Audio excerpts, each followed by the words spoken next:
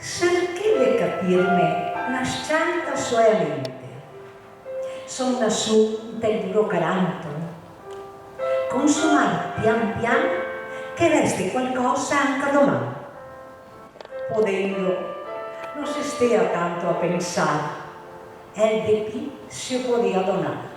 Sul stradone dei Campionghi è la raccolta di poesie di Alfonso Zanardo, poeta dialettale noventano, classe 1937, una selezione di una quarantina di opere curata da Paola Fontebasso e Francesca Sandre, poesie leggere e spontanee che hanno tratto ispirazione dalle esperienze di vita quotidiana dell'autore.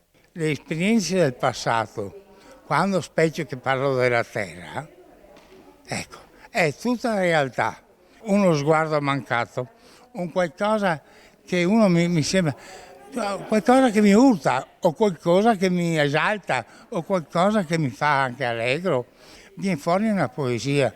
L'opera è stata presentata sabato a Noventa di Piave in una serata di lettura aperta a tutti, con le poesie dedicate ai momenti più significativi della vita di Zanardo e intermezzate da momenti musicali. Una vita che già dalla gioventù è stata guidata dalla forte volontà e caparbietà di emergere sopra i giudizi degli adulti.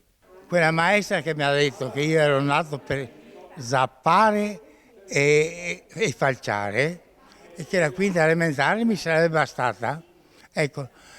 E ora io da quella volta mi sono impegnato, ho cercato anche di studiare di più, non sono una intelligenza grande, ma ho cercato di studiare su e le poesie nascono.